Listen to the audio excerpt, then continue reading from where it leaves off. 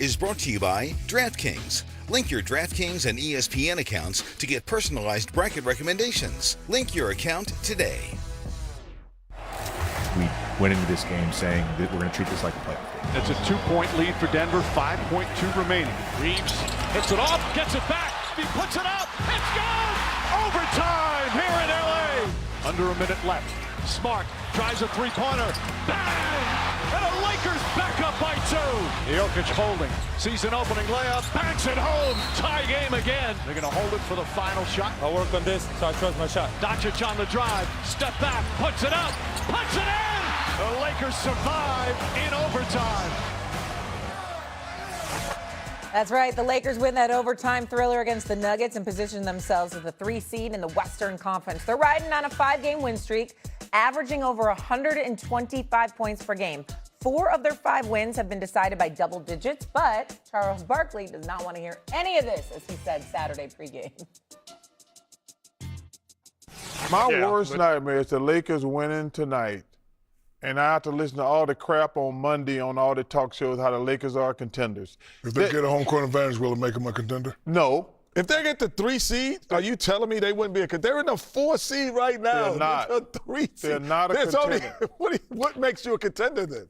Please don't let them win. I'm going to be nail biting all night tonight because they're going to be talking about it all day Monday. Thank God I'll be in Dayton. I don't care where you are, Charles Barkley. This is your nightmare scenario. Here we are. Lakers won, and we're about to react to it. Stephen, hey, what do you have to say to Charles?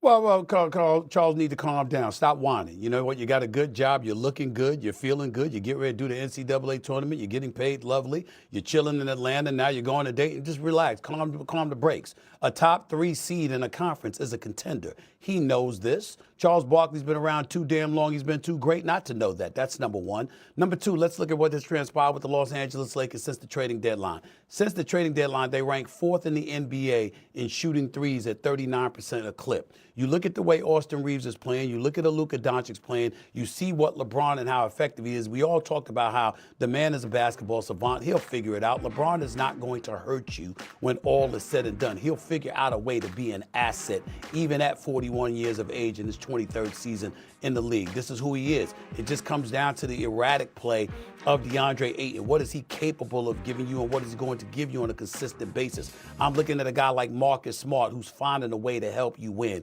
whether it's defensive plays, whether it's big-time, wide-open 3 shots that he's getting.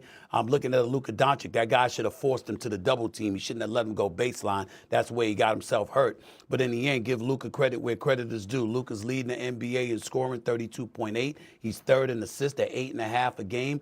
And if you have a prolific offense in the game of basketball, it puts an opposing defense on its heels. And let's keep in mind that last part about that 3rd seed. When you talk about that 3rd seed, what that means essentially is that if you're the Los Angeles Lakers, you're going to have home court advantage in that 1st round. That 2nd round obviously is going to be significantly tougher, particularly if you're going up against the young thoroughbreds that are the Spurs. But the way the Lakers are playing right now, if you have home court advantage in the 1st round, which they obviously will have, it seems anyway, that's going to go a long way towards helping their chances. So that doesn't mean they're going to win the championship. Doesn't even mean they're going to get to the conference finals. What it does mean is that they qualify as a contender, and Charles Barkley needs to stop that nonsense. And by the way, stop lying and acting like you're not watching, because you are watching from Dayton. That's why you complaining, because you knew you were going to turn on your TV to watch. And so, like I said, this becomes his nightmare scenario, Wendy. And I know you told us last week, J.J. Redick focusing more on locking down, especially defensively. And now good things are starting to happen, a 5-game win streak. Do you agree with Stephen A? Are the Lakers contenders in the West? Do I think they're going to win the title or win the Western Conference? I do not. I think if you look at the West, you have San Antonio and Oklahoma City are in their own class. That I think just below them, not just below them, but below them is Denver. I think at full power, Denver can win the West. And then I think you have a list of other teams. And right now, the Lakers, in my view, are at the top of that list. And here's the thing. It doesn't just have to be an ironclad yes or no. It's okay in the world to have shades of gray and to say nuance. What's happening with the Lakers right now is extraordinarily positive. They have gotten better as the months have gone on. J.J. Redick has rolled his sleeves up, and stitch together some schemes defensively and some lineups defensively. They have been a, sort of average defensive team for the last 2 months. That's great news, because before that they were terrible defensively. They've gotten better shooting the three ball. They made the trade for Luke Kennard at the deadline, and they found some lineups and some guys who can hit some shots. They've gotten better. Though their two weakest actions, the three-point shooting and their defense, have gotten better, and they have gotten better. And LeBron is saying, let me find a way that I can fit here alongside Austin Reeves and Luka Doncic. Let me find, if I have to play defense a little bit more, if I have to play fewer minutes and take fewer shots, but give more energy, maybe that can work. It's interesting to watch LeBron try to figure that out. It's interesting to watch Reeves and Luka, two 27-year-olds who are the cornerstone futures of this team, learn to play together and watch ways that they can help each other in lineups and rotations that can help each other. It isn't just about, oh my gosh, can they win the championship? Why does it always have to be such a binary decision? Why can't we just watch a team working and enjoy that they're working? Now look, they have won 8 of their last 9 games. That's been awesome, okay? And I am very excited for them to go on this 6-game road trip to see how they do. They play the next 2 games in Houston. That is the team right behind them in the standings. Houston leads the season series 1-0, which means the tiebreaker is going to be determined in the next 3 days. Then they play at Miami, who's red hot. Then they play at Orlando, who is red hot. Then they play the number 1 seed in the East, Detroit Pistons. This is a back-breaking stretch of schedule. They may very well go through this stretch and go 2-3. And then we will be on next week going, boy, are the Lakers in shambles. Maybe not. But they are in a much better position now than they were 2 months ago, better than they were 2 weeks ago, and their improvement with Luka around them is a reason to get excited. It's a reason to get excited to watch Ayton make key plays. It's a reason to get excited to see that Marcus Smart can be a 3-and-D player going forward. Those are the victories that the Lakers are making right now, and if you're a Laker fan, that's what I would be paying attention to, not worrying about whether they can win 3 playoff rounds. I think that's the most worked up I've seen you about a team in a really long time, Brian Windhorst. Okay, so it's working. Everyone calm down about the Lakers. Shams, what do you think? Did we see that head-first dive that LeBron James made in a close, tight game? Like, can we show that play? Because to me, it was symbolic of a couple things. One is the acts of willingness to just, he's been in the corner at times, he's been in the dunker spot, now he's diving on the floor. It's like understanding and being self-aware in your role. Like, obviously, everyone has talked about LeBron, Austin Reeves, Luka Doncic. We've seen different points. Luka Doncic and Austin Reeves playing well. LeBron, maybe not. Then LeBron and Luka Doncic playing well. Maybe Austin Reeves has to take a little bit of a back seat. But how can all 3 of those guys find chemistry? And to me, it is a good sign. I don't know if we can call it a contending effort, but what LeBron James did display was that he's going to continue to make plays like that, where he can potentially get into that type of a role. And at 41 years old, you kind of need him in that position. If you're leaning on him to be your best player, then you're not a contender. So, yes, LeBron James playing this type of role, to me, gives him a chance to be a contender. Well, a couple of things to make the point here before we even go any further, just to let America know, that's a fly-ass suit you got on. I'm very, very proud. I'm very, very proud. Learn from the best. I learn from the best. Very, very proud. And Wendy, if I have a cabinet, you're welcome, because you're handling your business with your wardrobe as well. Secondly, let me say this. I appreciate LeBron, and I pointed out that as well, his effort, no doubt about it. But let's not act like he's Derek Jeter jumping into the stands and coming out with blood trickling down his cheek. Let's calm the nerves there, okay? Let's not act like that's what happened. That is not what happened, okay? That is not what happened. Having said that, I think this is the bigger point to make.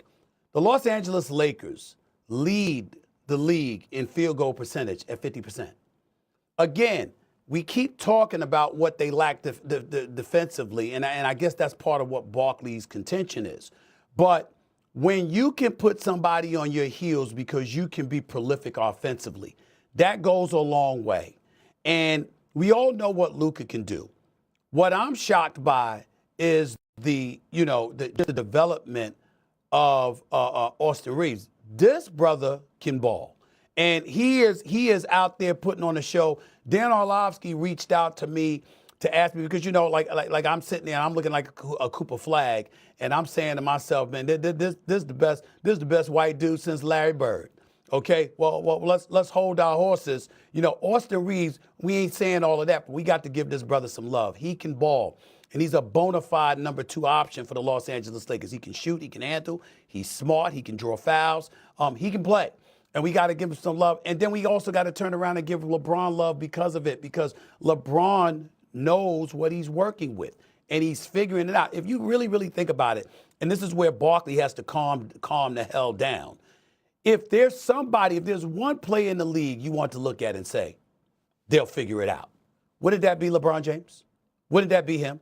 The one guy that said, all right, I got not one, but two cats that can be offensive juggernauts on any given night, and I got to figure out a way to ingratiate my way in the proceedings in order to make sure that we're in a position to win.